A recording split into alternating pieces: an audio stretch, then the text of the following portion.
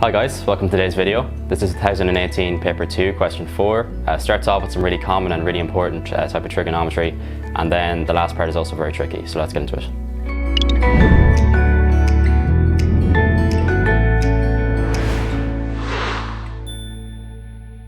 Okay, so here's our question. We're asked to find all the values of x for which cos 2x is equal to minus root 3 over 2, where x is between 0 and 360 degrees.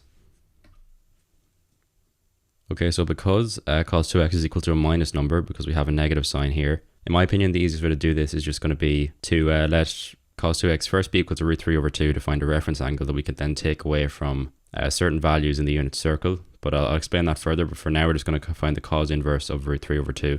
Okay, so the value of cos inverse root 3 over 2 is going to be shift cos, go square root of 3 over 2, and our answer is 30, so 30 degrees. So the reason this is called a reference angle is because we're going to be using this to find other values for which cos 2x is actually equal to minus root 3 over 2.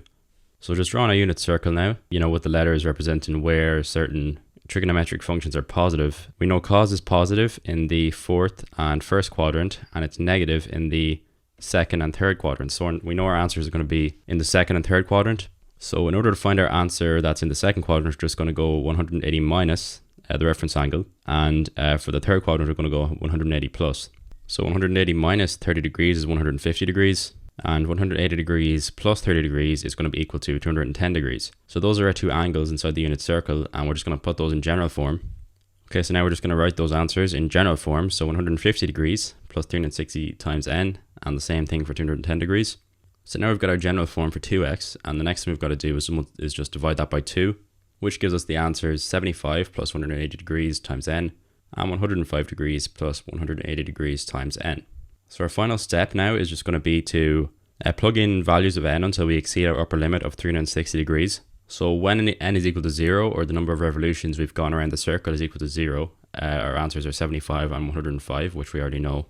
And for n is equal to 1, our answers are going to be x is equal to 255, which is just 75 plus 1 times 180. And doing the same thing for 105 degrees, we get the answer 285 degrees. And if we try and do it for n is equal to 2, we're going to see that we're going to have 75 degrees plus 360 degrees, which is on 180 times 2. And this is actually going to exceed our limits, so we actually can stop at n is equal to 1. So therefore our four answers are 75, 105, 255 and 285 degrees. And that's all of part A. And this question can really be broken down into a few steps. The first step is to find the reference angle, which in the case of negative numbers, you're just going to have to find the positive cos inverse or sine inverse or whatever it might be, and then put it in the general form and divide down by whatever your x is going to be, and then plug them back in for n. So it sounds quite confusing, but the main thing about this kind of question is just practice, because this comes up quite a lot, and just you need to get the unit circle down and all that, and just be sure what you're doing here. So it's definitely worth your time to revise this, because it is worth a massive 20 marks to get out. So now we're told to let cos A equal to y over 2, where A is between 0 and 90 degrees, and we've got to write sine 2A, in terms of y.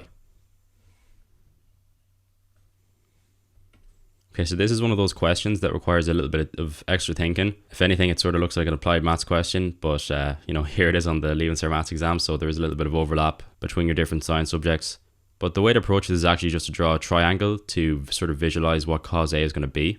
So here we're drawing a little triangle with the angle A, and sine A is always going to be equal to the opposite over the hypotenuse. Cos A is going to be the adjacent over the hypotenuse, and tan A is going to be the opposite over the adjacent. So now we've got our little relations, and we're going to put in what we know, which is that the adjacent is equal to y, which is on top of this fraction for cos A.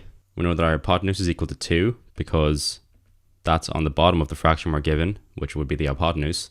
And then we've got one unknown side, which is the opposite of A, and we're just going to call this unknown side x. And so the first thing we're going to do is find the value of x, just so we can fully understand this triangle and what it means.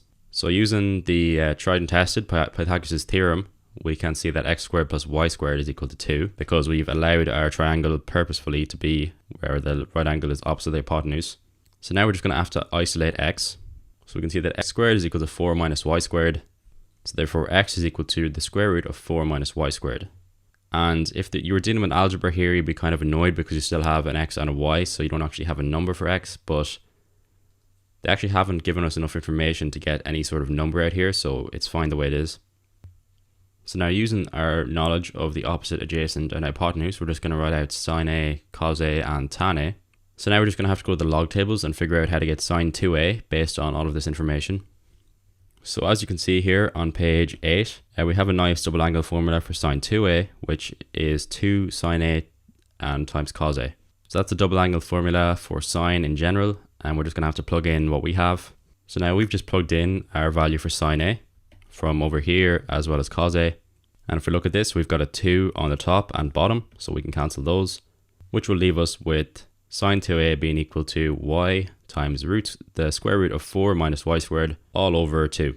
So that's actually it for part B, and a considerable amount of thinking involved in this question. Definitely the type you'd leave to the last, the last few minutes of the exam if you were stuck for time. And for getting out part B, you're actually only going to get 5 marks, which really pales in comparison to the marks going for part A, but that's just how it is. And that's it for this question. I hope you enjoyed the video. If you did, there's going to be other similar videos in the description, as well as some other resources that you can use if you're feeling stuck on any topic like this. And thanks for watching. I'll see you next time.